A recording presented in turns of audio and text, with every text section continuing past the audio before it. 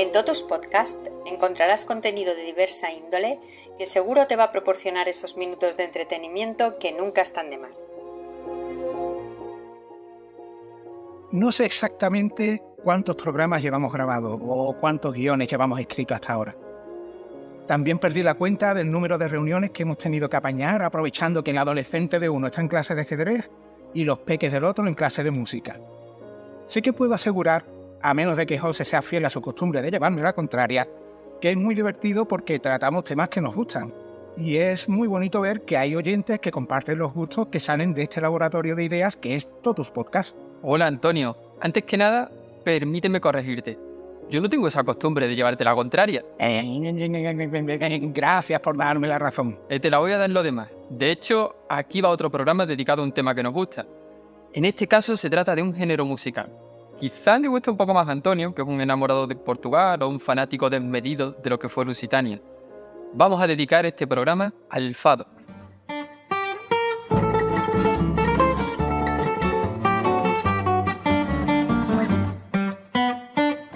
De hecho, el título de este programa es Como si fuese el primero, que es un verso del fado corrido cuyo autor es Tiago Torres da Silva.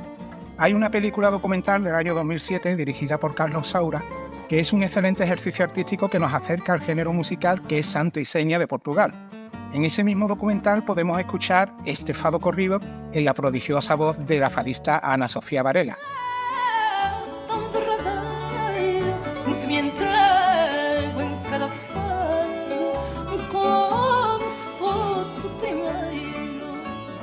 Y el fado, para quien no lo sepa, es reconocido como Patrimonio Cultural Inmaterial de la Humanidad. Y aunque se suele situar el origen del fado en Lisboa, hay estudios que establecen los inicios de este género musical en las colonias portuguesas como Angola y Brasil a comienzos del siglo XIX.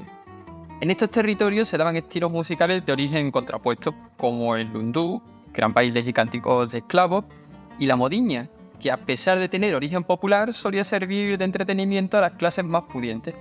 Hay una teoría que establece que el fado es una conjunción y evolución de ambos estilos. Y hay una vertiente de la historia del fado que nombra a María Severa Onofriana como su primera intérprete. Tuvo una vida breve e intensa, falleció de tuberculosis a los 26 años, y se sabe que cantaba y tocaba la guitarra portuguesa con un estilo que se ha querido reconocer como fado primigenio, si se permite la expresión. En lo que hay menos discusión es en la tesis que asegura que el fado emerge de forma definitiva en el año 1836 con Fado do Marinheiro.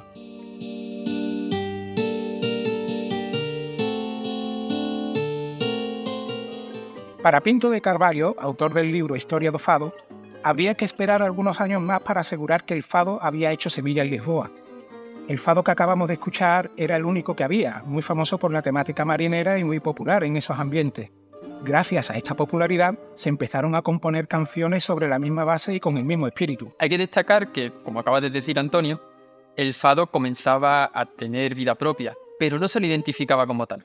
Eso es, no fue un «Oye, chavales, que este estilo nuevo se llama fado desde ya». Fue un proceso que tendría que recorrer aún buena parte del siglo XIX. Mucho más complicado que ponerle nombre a la banda de Bon Jovi, por ejemplo.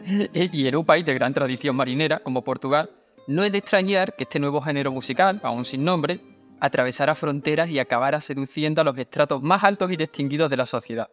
Espero que se haya notado la retranca a la hora de referirme a los altos y distinguidos. Se ha notado. Y has hecho bien en usar ese tono para hablar de esos grupos. Porque si tenemos en cuenta que las primeras canciones de este nuevo estilo se disfrutaban en lupanares y tabernas, pues eso, que eran lugares muy frecuentados por la alta sociedad. Me queda una duda. Con esta indefinición sobre el origen, ¿por qué se determina que Fado do Marinheiro fue el arjé, el origen de todo? Aquí influyó mucho la labor del escritor portugués Alberto Pimentel, un genio de las letras portuguesas que dedicó buena parte de su vida a estudiar las canciones populares del país. Él fue quien puso el ojo en la partitura de Fado do Marinheiro y creyó ver ahí unas características musicales muy peculiares. Para cerciorarse de esto, a finales del 19 o principios del 20, consultó con el entonces viejo guitarrista Ambrosio Fernández Maia, un señor con mucho bagaje en temas de canciones populares portuguesas. Este tal Ambrosio, en el año 1877, publicó un libro que menciona composiciones musicales que ya se denominaban fados. En ese libro, titulado Novo Método de Guitarra figurado por Algarismos, y subtitulado O máis fácil que se ten publicado, Ambrosio explica cómo tocar la guitarra para la melodía de Fado a Nadia, Fado de Pedroisos, Fado das Salas, Fado Maggiore y destacamos el Fado Corrido, que a pesar de llamarse igual no tiene nada que ver con el que dijimos antes. Y lo destaco porque consta que fue una melodía muy popular de aquella década. Y fue este guitarrista muy estudioso y experimentado quien pudo corroborar que, dentro de esas peculiaridades que había visto Pimentel, Fado do Marinheiro sí podría determinarse como el primer fado. Esta conclusión fue publicada en el año 1904. Por lo que acabas de decir, en los años 70 del siglo XIX ya se conocían en esos otros fados que mencionó el guitarrista. ¿No se podría decir que el estilo ya estaba asentado por aquel entonces? Porque ya había varios fados que se llamaban así, ¿no? El Fado do Marinheiro y el Fado Corrido, sin ir más lejos. ¿Qué va, José? Si hay cierto consenso para afirmar que Fado do Marinheiro es el primer fado, sobre Fado Corrido se establece que es el segundo. Y hay casi 40 años entre uno y otro, y los otros que merodean, pues están entre ellos. Pero lo que se dice asentado, digamos que formaban parte del proceso, o que eran los primeros brotes. De todas formas, y por usar terminología millennial, nativo digital o como se diga, el estilo se fue viralizando, ¿no? Alberto Pimentel llegó a describir con mucho detalle sus pautas características como el número de compases, la interpretación instrumental, los arpegios, la tonalidad, la repetición de los versos, las variaciones, etcétera, etcétera. El estilo, o el fado ya propiamente dicho, se consolida a principios del siglo XX. No es de extrañar que coincida con la publicación de la obra de Alberto Pimentel, entre otros. El fado tiene ese componente intercultural por lo que hemos comentado antes sobre las travesías de los marineros portugueses que se llevaban consigo estas canciones para amenizar su jornada. Sí, y el centro neurálgico del fado se suele situar en los barrios viejos de Lisboa, como Alfama, Madragoa o Castelo. La temática de los fados estaba construida en versos que aludían a la nostalgia, a la pena, con cierto ambiente taciturno. Normalmente estaban escritos por personas que pertenecían a la clase trabajadora y que sufrían para poder subsistir. Encontraron en el fado una manera de transmitir ese dolor. Saudade. Esa preciosa palabra que apela a la melancolía de las personas humildes que narran sus emociones cotidianas. Pues relacionados con esa idea, con la saudade, está el fado.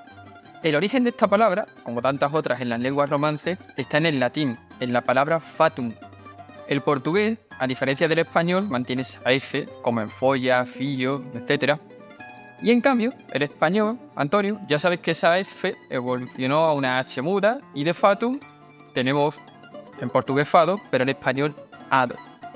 ¿Y qué es el ado? Sino esa tendencia al fatalismo, esa fuerza desconocida que algunos llaman destino y que obra sobre los hombres y sobre todo lo que ocurre en la tierra. Pues de ese fatum, nuestro ado, tomaron la palabra fado para denominar a esa música nostálgica, algo trágica y fatalista de la que hoy hablamos. Y ese fado, ya asumido como nuevo género musical, tuvo una vertiginosa evolución en la primera mitad del siglo XX. O dicho de otro modo, surgieron nuevos estilos de fado, que si fado castizo, que si fado capela, fado López, que si fado bohemio, en fin. Y cada nuevo estilo tuvo su propia evolución en otros subestilos. Como las figuritas de las matrioscas. Hay unos 140 estilos derivados del fado portugués primigenio, lo que supuso, y sigue suponiendo, una riqueza cultural para ese país de inmenso valor.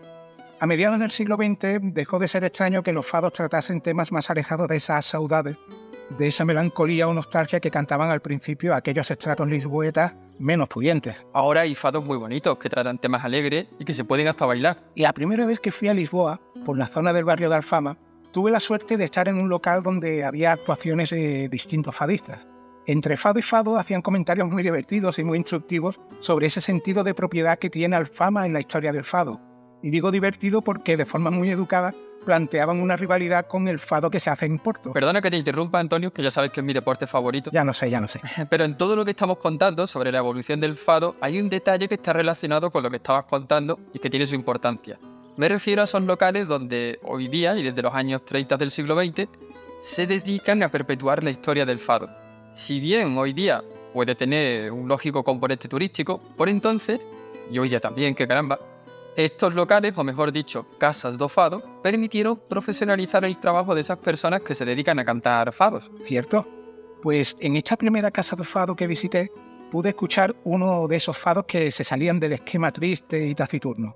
Era una canción con un ritmo muy divertido, con un toque incluso carnavalesco, e interpretada magistralmente por Leonel Moura. O fado nasceu do povo e ainda não naquela era foi viver para Morarí com a fidalguía y ese velho. La verdad es que si lo comparamos con el estilo más tradicional, la diferencia es evidente.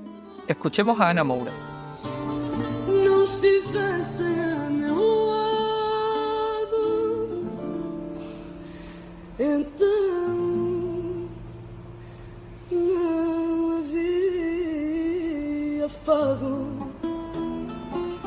nem fadistas como eu sou. Y no podemos cerrar este programa dedicado al fado sin mencionar a las grandes voces que hicieron y siguen cultivando esta riqueza cultural, patrimonio de la humanidad. Al principio, Antonio, mencionaste a Ana Sofía Varela, Así es. una de las primeras voces que recomendamos desde todo tu podcast, por supuesto. Luego mencionaste a María Severa Onofriana, a quienes muchos consideran la primera fadista de la historia. Y por último, los estilos contrapuestos de Leonel y Ana Moura. Y que se me venga a la mente, puedo citar a fadistas actuales más conocidas como Marisa y Carmiño. Carmiño, encogido a los niños. Pero si hay una figura que concentra el protagonismo del fado en el siglo XX, esta es Amalia Rodríguez. No solo fue intérprete, sino que además fue compositora y la responsable de establecer el éxito del fado a nivel internacional. Publicó su primer disco en 1945 y desde entonces llevó el fado por todo el continente americano, por Europa, claro está, y por Asia, y por Oriente Medio, y por África. El fenómeno de esta fadista provocó una maravillosa fusión de poetas y nuevos intérpretes que reconocen su dedicación al fado gracias a la influencia de Amalia Rodríguez. Y por supuesto, la televisión portuguesa no desaprovechó la ocasión para hacer sus propias películas. Y de estas películas, una de las más importantes es la titulada Fado, Historia de una cantadeira, del año 1947.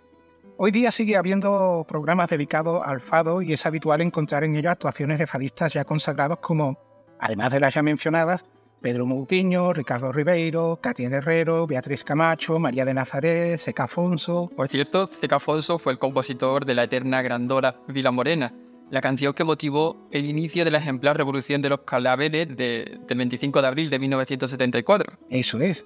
Y poco o nada hemos dicho de la guitarra portuguesa, que tiene un protagonismo indiscutible en el fado, pero que al ser uno de nuestros instrumentos favoritos, ya le dedicaremos un programa para todos podcasts. Pero antes de despedirnos, Antonio, ¿tú sabes cuáles son mis dos fados favoritos? Sorpréndeme. Pues el fado de Trafalgar y el fado de Hércules. Y por cosas como esta no te dejan entrar en Portugal, José.